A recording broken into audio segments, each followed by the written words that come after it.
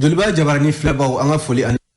taga di aw bɛɛ lajɛlen ma aw sigiyɔrɔ la aw minnu bɛ ka an filɛ ani aw minnu bɛ ka an lamɛn an bɛ bɛɛ fo ka bɛɛ wale ɲuman dɔn an b'a fɔ na aw ni ɲankuma aw bisimila kunnafoni gafew olu lakali kɛnɛ ka bamanankan na a kun de ye walasa bɛɛ bɛ se ka faamuya sɔrɔ jamana kunnafoni la cogo min na kunnafoni sɛbɛn minnu bɛ sɛbɛn don o don ka ta ntɛnɛn fo ka se jumadonyaw ma bi ye tarata ye min bɛ tali kɛ novembre kalo ale tile 9 san 2021 k'aw bɛɛ lajɛlen fo k'aw wale ɲuman dɔn an b'a fɔ na aw danse kunnafoniw kɛnɛ kan kunnafoniw la bakurunba dɔw bɛ tali kɛ kunnafoni sɛbɛnw an b'a daminɛ ni le soir de Bamako ye ale y'a jira k'a fɔ a ka bakurunbaw la ko min ye Mali kɔrɔnfɛla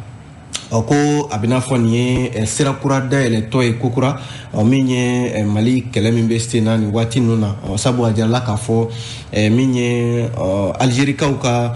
cakɛda min ɲɛsinnen don u ka dogodogonin ko olu sɛgɛsɛgɛli ma n'o y'u ka service secret ye Algérikaw fɛ yen ko ale ɲɛma o ni GSIM n'o ye Bamaci jɛkulu min bɛ Yad Agali tɔgɔ la ko u ni Yad Agali yɛrɛ ye ɲɔgɔn ye limanaw kuma caman fɔra u ni ɲɔgɔn cɛ soir de Bamako kɔnɔ an bɛna an da don o la ale soir de Bamako kelen kɔnɔna la limanaw ko lakanabaliya bi ka wara hali sisan min ye ɲɔnɔ mara la a jirala k'a fɔ malosɔnɛ yɔrɔ minnu bɛ yen n'o bɛ B6 bolibana ko min ye hectare 30 ɲɔgɔnna ye min filɛ ni Madina kura fanfɛlaw la a jirala ko Bamaci wale tigilamaw limanaw k'u ye foro caman de jeni yen nɔ a kɛra sababu ye ko gɛlɛya limanaw na an b'an janto kɔngɔ a bɛ sɔn ka na fo Bamako yan nɔ ala k'an kisi o tɔɔrɔ ma an bɛna an da don o la soir de Bamako ale kɔnɔna la n'an bɔra soir de Bamako kɔnɔ l'indépendant kumana limanaw l'indépendant y'a jira k'a fɔ Faransi jamana ni Faransi ani nazaraw ka kɛlɛ tɔnba n'o ye Union européenne k'olu bɛ CEDEAO dɛmɛ u bɛ fɛ ka ɲange min ta ka ɲɛsin Mali jamana ɲɛmaaw ma k'olu bɛ CEDEAO senkɔrɔma dindi sogoroma tondo a ko siratigɛ la an bɛna an da don o la indépendant kɔnɔ limanaw min ye kuma ɲɔgɔnya Yad Agali fɛ Imam Mahmoud Diko ale kɔni ko k'ale labɛnnen don kuma mana bila ale ma waati o waati k'a fɔ Mahmoud Diko taa kuma Yad Agali fɛ ko bi ale labɛnnen don o baaraw la indépendant y'o fɔ min ye lesɔrɔ ye ale kumana limanaw lesɔrɔ y'a jira k'a fɔ an ka dɔgɔtɔrɔmuso minnu bɛ yen n'olu ye sage-femme ye olu de ka baara bɛnnen don limanaw denba ani denmisɛnnin fitininw olu ka furakɛliw ma sage-femme limanaw a jirala k'a fɔ u bɛ se ka cari jamana fantan naani bɛɛ lajɛlen fɛ cogo min na o baaraw bɛ fɛ ka daminɛ sabu a jirala k'a fɔ ko sage-femme min ko yan o de ka ca a nafa b'a la bi u caman ka bila ka taa jamana yɔrɔ caman na walasa min ye furakɛli ye u sen bɛ se ka don o la cogo min na an bɛna an da don o la l'espoir kɔnɔna la kɔnba fana kumana limanaw kɔnba y'a jira k'a fɔ an ka finitigi ɲɛmaaw n'o ye généraux ye généraux caman de bɛ yen bi limanaw hali n'a sɔrɔla ko jamana bɛ yuruku kɛlɛli baaraw la ko nka an ka finitigi ɲɛmaa ninnu caman bɛ yen minnu ni nafolo caman de b'u kunna miliyari caman limanaw ko nka a bɛ n'a fɔ jɔyɔrɔ t'u la bi dɛ u caman bɛ u tɛ ka jɔyɔrɔ ka sababu kɛ hali n'a sɔrɔla ko jamana faamaw bɛ yuruku ale kɛlɛli baaraw la o la an bɛ fasiri kuncɛ ni Nouvelle Horizon ye limanaw ale kumana Horizon y'a jira k'a fɔ min ye ɲɔrɔn sirifekɛ Hayidara a ko maliden si kana jɔrɔ ni CEDEAO ko k'a bɛ data n'o ye embargo ye ko maa si kana jɔrɔ ko limanaw ale ka dɛmɛ b'u yɔrɔ i mana fini dɔ ka ban limanaw k'i ka jɛ ni saya ye wa ko an bɛ don min na ko bi CEDEAO ko k'a bɛ ɲangi min siw ma limanaw k'u kana jɔrɔ fiyewu nin ko in na o la sa an b'a kuncɛ ni ko jɛnɛkaw fɛ yen nɔ u ka DCAP ko ale fara Bamaci wale tigɛ an bɛna an da don nin bɛɛ lajɛlen la limanaw ka walawala aw ye kunnafoni gafe ninnu kɔnɔna la an b'a daminɛ ni soir de Bamako fasede sɛbɛn ye ale y'a jira k'a fɔ ko min ye Mali kɔrɔnfɛla kɛrɛnkɛrɛnnenya la yɔrɔ min bɛ yen n'o kama ko Tizawaten a jirala k'a fɔ min ye service secret min bɛ Algérie jamana tɔgɔ la limanaw ka cakɛda min bɛ yen ni ale de bɛ dogodogonin ko olu ɲɛɲini ko o ɲɛma dankan a na kɛ o ɲɛma dankan limanaw ko ale nana tile 4 tɛmɛnen na Tizawaten ale fanfɛlaw la Mali kɔrɔnfɛla a bɛ ni ye Tizawaten kofɔ ka ban o bɛ Mali ni Algérie cɛ dancɛw de kofɔ nin yɔrɔ kofɔlen na min ye GSIM groupe de soutien à l'islam et aux musulmans o nyamaba yad o anake yoro al-qaida ka bul farade do malla yanno ko soir de Bamako ka fola ko ani Algérie ka ukani cebanye nyogoye woni ko ulu nyenima ko nyogoye kondala de bana ukana ke Algérie ka uka fanfela anake uya nyini yad agali fe do na tawla de bana ko ubi feka demedo yad agalima wako uye nyogoye mikeni de bana nyogoye kundala tarase fo ernani nyogona dima kuma falen chama de temena nyonche soir de Bamako ka fola o kuma nunde konnala ajala ka foko Algérie jamana bi feka fanga bade do jesim na noye yad agalikan je kulubanye ko wa Algérie ka service secret ko hal nakran na folo koy amana ke deme sugaye ko be feka o taganye shin yad agalim kan je kulubayma wa ko be fe fana jesim noye groupe de soutien à l'islam et aux musulmans et Mali coréen fan la ko ka yele jekulu fefe be Mali coréen fan fe ku deme ko se ka sansoro o jekulu ka ko ma flying no yad agali ani Algérie ka secret o nyama dankan o limana kuma damado minu temena o nyonche o yini wa fana ko hali azawadi ko kuma fana temena o nyonche ko azawadi ka ke yoro min fana ni Algérie bi fe ka deme do jesim wala saka sega yoro in lakana o lasa ni jatemne ke ko Algérie ka uka service secret nyama dankan aya jira ka fo Sahara konna miyeni ko ubi fede ka jesimi yera de ka Sahara bela jile ka abla yad agali aleka buluka wala sa be seka yoro in kolashi chugumina kuna foni flede limana soir de Bamako ale de afo nambora soir nantura soir limana hal saka jira ka fo miye wala jugu tigila mawye nyono marala ko miye bamanci jekulu ye limana duguncini dɔw be minnu bɛ ɲɔrɔ mara la ina fɔ malo sɛnɛyɔrɔ ninnu n'o ye B6 bolibana ko a ka ca hectare 30 ɲɔgɔnna ye malo minnu bɛ yen nɔ n'olu malo minnu tigɛra ka bila limanaw ko olu taara jeni bamancɛ wale tigilamaw fɛ a jarala k'a fɔ ko terroriste ninnu fana bɛ yen u k'a ma ko Madina Kura o fana ye ɲɔrɔ mara dɔ ye limanaw wale ka taraka o yɔrɔ fana sɛgɛrɛ soir de Bamako ka kuma la ni wale jugu minnu filɛ nin ye ni tigɛ wale tigilamaw ka baara don ko limanaw k'a bɛ sɔn ka dadigi kɛ kosɛbɛ an ka sɛnɛkɛlaw minnu bɛ yen ni waati la yala k'a fɔ olu ka sɛnɛw se waatiw don limanaw ni fɛn dun ma kɛ ni waleya ma sigi sen kan ni waati ninnu na a bɛ sɔn ka taa wolofɛn na limanaw an ma sigi ni min ye sabu a fɔ bi bamacimaw ta kɛmɛ min ye sɛnɛkɛlaw b'u ka sɛnɛ jaw la waati min na ka taa malo tigɛ limanaw malo tigɛlen bilalen i b'a sɔrɔ u bɛ taa tasuma de don malo tigɛlen bilalen la k'a fɔ an ye wale fila min fɔ sisan B6 bolibana ani Madina Kura ninnu bɛɛ lajɛlen ye ɲɔnɔ maraw ye ko wale in kɛra novembre kalo tile 7 sufɛla yɛrɛ fɛ walasa maa caman bɛ yen minnu ye kunnafoni di k'a fɔ ko nin ɲɔgɔnna waleya fana dɔgɔfiri ale fana ko o yɔrɔ o forow fana kɔnɔna la yen nɔ ko sɛnɛkɛminɛnw i n'a fɔ ko motoculteur o ye sɛnɛkɛminɛn dɔ ye fo ka taa se u ka bololaminɛn caman ma ko bamacimaw taara bɛn olu fana kan k'u ka minɛnw jeni ko octobre kalo yɛrɛ daminɛ na san 2021 terrorisiw ko min fɔ sisan n'o ye B6 bolibana Dabakuru ani Denbugu limanaw ko ye yɔrɔ kɔnɔna sɛnɛkɛlaw a jate k'u la fiyewu k'u ka bɔ k'u bɛ taa u ka sɛnɛfɛnw olu taga na so limanaw min kɛmɛ ko yɛrɛ la lafiya ye o de ye k'a fɔ dɔgɔfiri mara la olu kɛmɛ ka fɛɛrɛ min sɔrɔ ye o de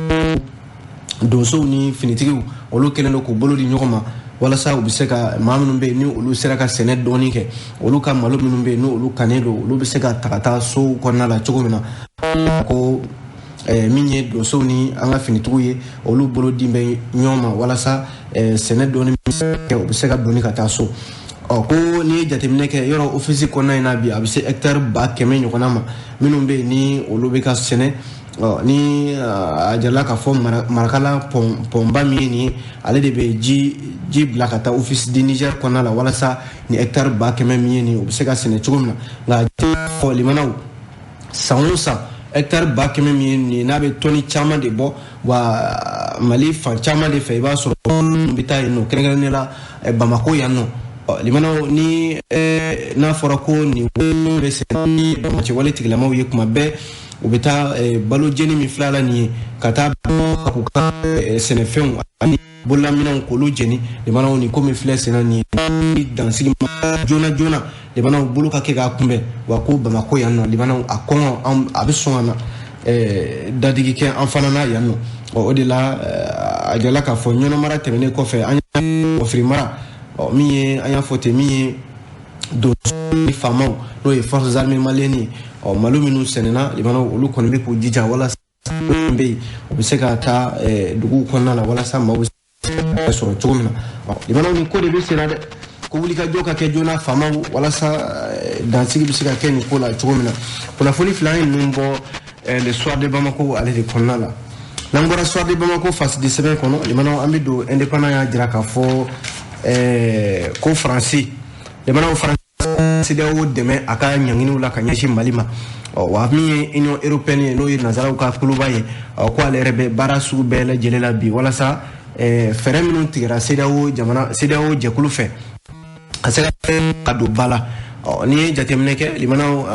tile 2 tɛmɛnen kɔfɛ CEDEAO kɛlen ko k'a ka jɛrɛ balalen kɛ n'o ye sommet extraordinaire ye min taara Mali ani Laginɛ jamana yɔrɔ CEDEAO ko ale na ɲangini dɔw ta ka ɲɛsin jamana ma kɛrɛnkɛrɛnnenya la ɲangini ninnu bɛ ɲɛsin Mali marabaw de ma yɔrɔ kabi Choguel ko Mali premier ministre ale ye jalaki caman de bi Faransi jamana ka Nations Unies ale ka ɲɔgɔn kɛyɔrɔ la kabi Mali ta patingoluba jaye an bɛ ɲɔgɔn fɛ an man di o de la hali an filɛ yɔrɔ sisan limana fɔ ko ka ɲangini o ɲangini ta Mali jamana kama Faransi a bɛ tugu o ma ko fɔlen nɔfɛ Musa Sayo Kamara ale min ye fase ala a ko CEDEAO ye jɛrɛ min kɛ o dongo u y'a jira k'a fɔ k'u na ɲangini dɔw sin jamana marabaw ma o dɔ bɛ tali kɛ u ka taa ni k'u b'o dansigi kɛ bololaminɛnw ko u bololaminɛw ko olu fɛn fɛn bɛ yen ni dɛmɛ bɛ ta ka ɲɛsin u ma k'u na kɛ o baaraw la Faransi jamana ka minisiriso min ɲɛsinnen don u ka jamana ni jamana wɛrɛw koɲɛ ma limanaw ale ka kuma lasela ɲɛfɔli kɛ an tile a y'a jira k'a fɔ ko Faransi kɔni na CEDEAO dɛmɛ nin baara in na wa CEDEAO ma kama ale na to CEDEAO kɔrɔ walasa ka se ka u dɛmɛ nin baara in na a don jirala k'a fɔ limanaw min ye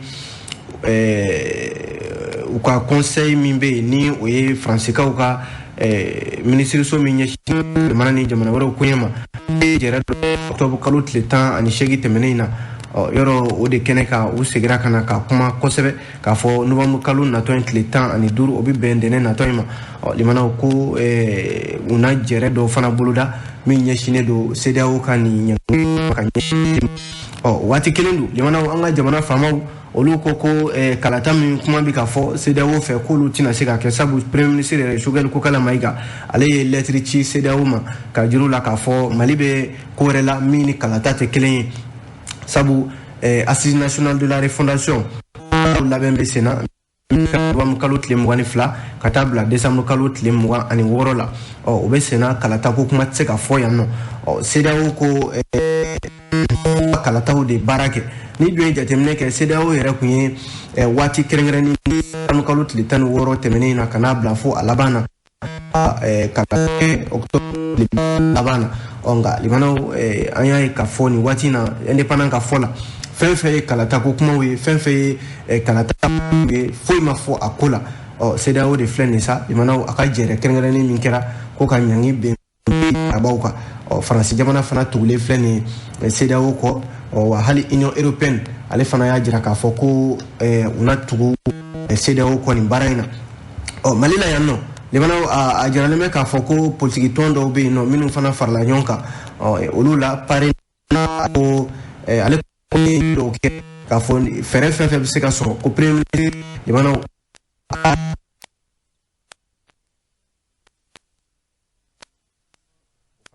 lajɛ limanaw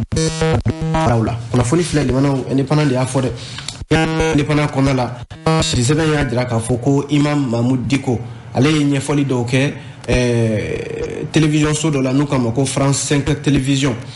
o de senfɛ Imam Mahmud Dicko ale kɔni labɛn fɛn fɛn ye kumaɲɔgɔnya ye ka kɛ maaw ni ɲɔgɔn kumaɲɔgɔnya ye kɛrɛnkɛrɛnnen la gouvernement ni Yad Agali ani Amadou Koufa min ye Imam Mahmud Dicko ye a ko ale labɛnnen don ni ci ŋɔni kalifara ale la ibana ale ka baara kɛ o la indépendant kɔnɔna la Imam Mahmud Dicko a ye nin kuma fɔ a ko a ɲininkara min ye 5 télévision maaw fɛ k'a fɔ ko ale yɛrɛ ɲɛ bɛ jamana lakana bɛ lahala bi a ka jateminɛ ye mun ye a kan Imam Mahmud Dicko ko a ko n'i ye Mali ye nin lahala la bi a ko foyi tɛ jamana maracogo juguya kɔ a ko jamana in kalifara politiki maaw de la libanaw fo kana se bi ma n'i y'a ye hali jadisiw kɛlen don ka Mali fan caman minɛ k'u u ka boli yen nɔ u ka fɛn caman kɛ yen a ko politiki maaw de ma se ka jamana in bɔ bolo la wa ko bi tiɲɛ yɛrɛ la foyi tɛ kelen ye n'i y'a ye bɛnbaliya cogo bɛ Mali kɔnɔ bi n'i y'a ye dugukolo caman bɛ yen bi yɔrɔ caman bamancimaw kɛlen don ka u ka sigi yen nɔ jamana maracogo jugu bɔ a la ko a o la sa kumaɲɔgɔnya kuma min filɛ nin ye ka taa ni ka segin kɛ jamanadenw ni ɲɔgɔn cɛ min ye Yad Agali Amadou Koufa ko ka kuma olu fɛ Mahmud Dicko ko ni maa minnu filɛ nin ye limanaw ale yɛrɛ b'u dɔn i n'a fɔ ci sabu maa wɛrɛw tɛ dɛ limanaw maliden halalaw de don ka kɔnbiɲɛ ale Mahmud Dicko kun fɔ ala ma hinɛna jamanakuntigi kɔrɔ Amadou Tumani ale kun y'a ɲini a fɛ ko minnu kɛmɛ ka marifa ta jamana kama n'o ye Amadou Koufa ni Yad Agali ye ale Mahmud Dicko a b'a ɲini kuma ka kɛ u fɛ a kana kɛ kɛlɛ yɛrɛ ye a ka kɛ sigafɔ o de damu ye Mali furadama libanaw n'an ye sigafɔ yɛrɛdama an yɛrɛdama ni ɲɔgɔn cɛ n'an y'o ɲini o bɛ se ka kɛ fura ye jamana gɛlɛya la wa o sigafɔ kelen ale b'o de ɲini bi hali n'a fɔ ale ka kɛ ciden ye ka kɛ so camancɛ jiri ye min ye Amadou Koufa ani Agali fɛ maa wɛrɛw tɛ o malidenw de don kɛ Mali kɔnɔna la yan nɔ Mahmud Dicko ka fɔ la a ko Yad Agali min filɛ nin a ka so bɛ Bamakɔ wa hali waati tɛmɛnenw na a kun bɛ RPM na n'o ye Ibrahim Bokar ale ka politiki a n'o yɛrɛ kun bɛ ɲɔgɔn fɛ min ye Amadou Koufa ye o fana ye maliden kelen de ye limanaw ale ka dugu Koufa ye Koufa de tɔgɔ dalen don a kan ni bɛɛ lajɛlen ko Amadou Koufa walasa a yɛrɛ bangena ɲafunkɛkaw fɛ yen nɔ wa ko a somɔgɔw n'a teriw limanaw olu bɛ jamana in kɔnɔ u dɔnnen don Mahmud Dicko ko ale bɛ ninnu bɛɛ lajɛlen dɔn i n'a fɔ a tɛgɛ ci o kɔnki ɲamakɔrɔ min ye nin ko a ɲininkalen kɔ a ko ni jamana ɲɛmaw ye kumana ko ka taa fɛ Mahmud Dicko ko foyi tɛ ale fɛ gɛlɛya min bɛ se ka k'a la o ye de kuma ka kalifa la a ka fɔ de Mahmud Dicko taa kuma ninnu fɛ n'o tɛ limanaw ninnu kuma min bɛ ninnu Yad Agali ni Amadou Koufaw ye laɲini minnu b'u bolo n'o ye jagoya ye a ko maa tɛ se ka maa jagoya ka don diinɛ la ni diinɛ min ja i bɛ don o la nka ka diinɛ kɛ marifata diinɛ ka diinɛ ɲɔgɔn faga diinɛ silamɛya m'o fɔ bi silamɛya m'o fɔ sini a n'a fɔra ko ka taa kuma ninnu ale bɛ kuma ninnu wa u bɛ se ka marifaw bila u bɛ se ka jamana dɔ bɛɛ sabu limanaw ni sigafɔ kɛ ɲɔgɔn hakili la o tɛ dɔn a ko ale ye bi diinɛ ni jaabi don diinɛ jaabi se ka don la nka Yad Agali ni Amadou Koufa ka kuma limanaw ko mana in gɛlɛya ka se ka marifa bila o ye kuma ɲɔgɔnya de ye kunnafoni filɛ nin bɔ fasidi sɛbɛn l'indépendant ale de kɔnɔna la indépendant kɔnɔ an bɛ don min ye l'essor ale fasidi sɛbɛn a kumana limanaw a y'a jira k'a fɔ nin waati in na an ka jamana kɔnɔna la dɔgɔtɔrɔ minnu bɛ n'o ye sage-femme ye olu ka se ka jamana fantan naani bɛɛ lajɛlen l'essor kumana a ko nin ye waleya ye jamana ɲɛmaaw bɛ fɛ ka min ta ba la kosɛbɛ sabu ko bi n'i ye sage-femme lajɛ an ka jamana kɔnɔ i b'a sɔrɔ u caman de bɛ faba la minnu bɛ togoda la o de ka dɔgɔn o de la a jirala k'a fɔ ka se ka sage-femme ma 300 ani kɔ mana olu ka se ka cari jamana fantan ani naani bɛɛ lajɛlen ko o baaraw olu de bɛ sen na o de la min bɛ tali kɛ kunungo yɛrɛ jere a kunde ye sage-femme ma ni saba kata limana anga togoda yoro be sega chari no ajala ka fo nanjigi soro bi no kunungo bara inkera nyama ministre nyama premier ministre docteur Choguel ko kala maiga ale bolo mi ministre min be nale banga kene ko kuna ni nyata bada Jemneto Sangare ani urbanisme de l'état et des domaines l'aménagement du Brahima Kamena ale fana kumbe kenen ka ifota se bien wari bomba bank mondial oka nonabla Jean-Pierre Chauffour o fana ka nonabla kumbe kenen limana ni jere kunkunte dore ka laje minye sage femme ye no ye muso dokotoro minun be muso na limana olu ka se ka nani belajiri akana ke Bamako yan dron sabu jatemine na ode ka fo sage femme min be Bamako yan keme saradala abse biduru ani kelen nyogana ma u yere ka kuma lasela ale afo akakambi limana malika bon cogo mina to daw ka chan cogo mina mu ka se ka yereke fantan nani belajele sabu niko ke no fangelin jamana fantan nani belajele de magay kenyala sango mi muso ni demseni fitinu ye olu ka kenya ko labi wala premier ministre koni folike ko sebe ka nyeshi ni muso la kanuma anyini fana niko be niko la o ka sega sabati jamana in konna limana o kenya fana o ya ala josimba do wala ko mi jamana kuntigi colonel Asimi Goita ale ka hamina bade o ye bi deni demba ya bisika kenya chugumina o de kama ni bara nga limana fo mi ko projet Suède ale de beka ikoko doni bara in koro wala saka seka sage femme minumbe mali konna la ya o ka seka chari jamana fanta ani nani bela jelela limana yana ngabo lesor kono ko deme chama de beka takanyeshi chama je fanga nyama mabi kerenela kaikaw fe ko kaikaw ye tama doke kanyeshi chama je fanga ma dorete ko o sengoro ma dondo ni wati labaina jatimne min kera lesor ka kuma na we ka fo jamana de chama de be mali konna la yano minumbe ni olu ko ka chama je fanga deme rom kalot le woro temenina ko stade Bassi Koulibaly ajala ka fo jekulu minumbe no ye groupement des patriotes du Mali GPM yerewolo debout sur les remparts Blomba ani mouvement du 5 juin rassemblement des forces patriotiques no M5 RFP mawye kolo ye wulika joke limana ko ka deme su bela jelebe takanyeshi colonel Asimi Goita ani chamanje fanga barakela bela jele wala sa chamanje fanga bisega kefen sabatile chogomina ni kaikaw ye wulika joke ajala ka fo joila ka fana fei ko meru ka franyonga jekulu dobe ko ale fana ye wulika joke le mana ka se ka chamanje fanga ale deme ajala ka fo doila joila dugumiseni fefebe no bela jele de farla nyonka ko jamana be la hala nabi farali manga ke mashika tablo jamana be se ka basiki chogomina ajala ka fo association des municipalités du Mali joila nyama ba fotigi Koulibaly ale ni meru chama bango fokata se dugumiseni chama minnu be joila marala limana kulu ba nyini chamanje fanga mawfe uka seka nyeta bada ko kasena bo ka deme su bela jelebe chamanje fanga nyamawiye kuna foni fle limana ayini bo lesor kono kay amap ani joila amap olude ni facile la se lesoro ale konna la bi nambora ino ambi dominer le combat ale face de semaine kumana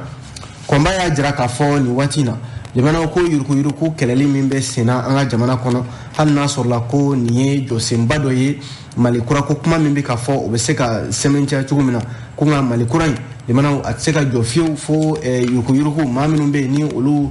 kembe furba nafulu bolobe furba nafulu la milliard chama de bubulu bi anga jamana kono la okofo olu dika segese kanye jamana nafulu min bubulu aka segese abora yoro mina aka seka don kabi chamanje fanga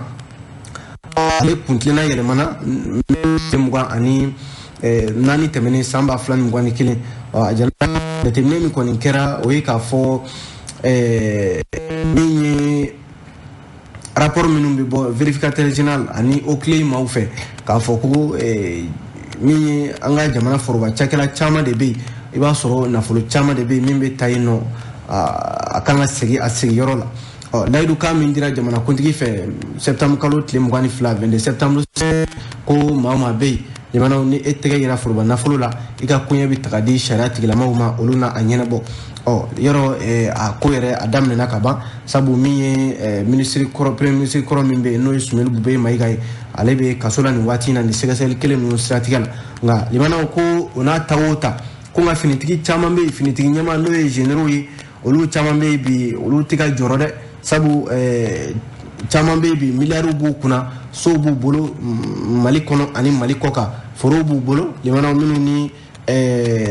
milliardaires don an ka jamana kɔnɔ min ye kɔnba ka fɔ la a ko colonel Asimi Goita n'a sɔrɔla ko a kalenka de ko ka yuruku kɛlɛ ko nka limanaw an ka finitigi ɲɛma caman bɛ yen a jarala k'a fɔ loi d'orientation et de programmation militaire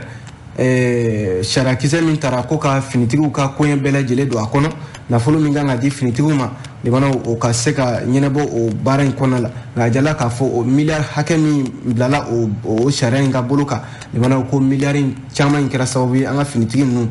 caman kɛra banaw ye o de la yɔrɔ lamɛrikɛn jamana yɛrɛ tun ye rapport dɔ kɛ n'o ye gafe dɔ ye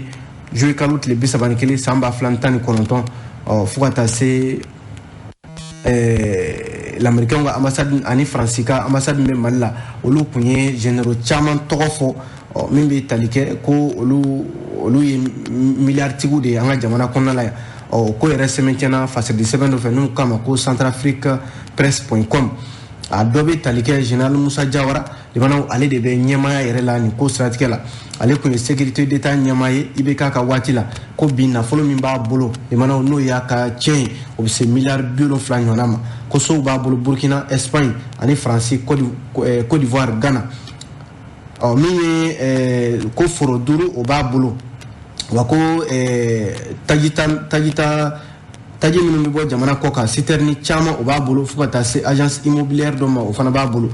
min ye maa filanan ye o ye général Musa Bemba Keita ye ale fana ye chef d'état major kɔrɔ ye ale fana ye ministériya jɔyɔrɔw kɛ an ka jamana kɔnɔna la yan nɔ o mana bɔ yen nɔ ko miliyari 40 ɲɔgɔnna o b'a ale bolo a ka tiɲɛ ye wa sow b'a bolo lamɛrikɛn jamana ka Faransi Sénégal ani Mali la yan nɔ maa sabanan o ye général Salifu Traoré limanaw ale fana ye ministériya kɛ Ibrahim Bokar Keita o ka waati la a ye gouverneuriya kɛ Kayikaw fɛ yen ko miliyari 37 o bɛ ale ka wagandɛ kɔnɔna la an bɛ waati min na ko sisan o mana bɔ yen ko sow b'a bolo Sénégal ani Mali la yan nɔ wa foro 3 o fana b'a bolo Mali la yan maa 4nan o ye général Mustafa Darabo ye ko miliyari 35 limanaw o b'ale fana bolo ko sow b'a bolo Canada l'américain jamana ani Mali kɔnɔna la yan hectare 40 ɲɔgɔnna o b'a bolo Kati fanfɛlaw la min ye général Suleiman Bamba ye ale ye chef d'état major kɔrɔ ye armée kɔnɔna la ko miliyari 28 o b'ale fana bolo sow b'a bolo Faransi Sénégal ani Mali la yan nɔ ko immeuble belebeleba 8 o b'a bolo Bamako yan nɔ min ye général Umar Ndaw ye ale fana ye chef d'état major particulier Ibrahim Bokar Keita ale ka fanga waati la ko école de guerre kura min bɛ ka jɔ sisan ale de ye o ɲɛmaa yɛrɛ ye k'a sɔrɔ o ma ban jɔli la fɔlɔ ko miliyari 25 o b'a bolo min ye sow ye o b'a bolo Mali la yan Burkina Faso Espagne ani Sénégal min ye san 2012 waatiw la ale de tun ye ambassadeur ye Mali tɔgɔ la Espagne a jala k'a fɔ général Abdoulaye Kumare ale bɛ jɔyɔrɔ 7nan la min ye miliyari 20 ye o b'a bolo sow b'a bolo Laginɛ Côte d'Ivoire ani Mali la yan nɔ jɔyɔrɔ 8nan général Sidi Alassane Touré ale fana ye directeur général de la sécurité d'état o ɲɛmaa kɔrɔ don san 2012 waatiw la ko a ka nafolo limanaw miliyari 15 o b'a bolo ko sow b'a bolo Mopti ani Sénégal hectare 20 ɲɔgɔnna o b'a bolo Bamako kɛrɛfɛlaw la min bɛ tali kɛ général des armées Ibrahim Bokar Keita ka waati la général Abdoulaye Kulubali ale bɛ jɔyɔrɔ 9nan la ko miliyari 12 o b'a a fana bolo sow b'a bolo Bamako yan nɔ Sénégal ani Mali marabolo caman kɔnɔna la min bɛ tali kɛ général Didier Dako chef d'état major général des armées ko ale y'o jɔyɔrɔw kɛ wa min ye ambassadeur don Mali tɔgɔ la Chine jamana kan ko ale de bɛ jɔyɔrɔ 10nan na limana nafolo min b'a bolo bi o bɛ se miliyari 9 ma sow b'a bolo Bamako yan ani yɔrɔ caman o mana bɔ yen nɔ limana ni nin maa 10 tɛmɛnen kɔfɛ ko général wɛrɛw bɛ yen i n'a fɔ général Mahamani Babi général Elhaji Gamu général Siaka Sangale général Mahamani Touré général Lassana Kone général Mohamed Ould Meidou général Mamadou Diallo limana ko l'américain jamana ani France jamana ya rapport min kɛ don tɛmɛnenw na ko ninnu bɛɛ lajɛlen banaw ye miliyariw de b'u bolo an ka jamana kɔnɔna la ninnu don limana a fɔra ko yurugu min bɛ kɛlɛ halisa tɛgɛ ma se ka kɛ ninnu na ne ka kuma tɛ dɛ limana an ye nin bɔ le combat ale de kɔnɔna la ayo waati sera an bɛ fasiri bila yan an sera ka min sɔrɔ ka di aw ma bi o ye nin ye k'aw fo k'aw waleɲuman dɔn an b'a fɔ a kan bɛn sini Ala sɔnna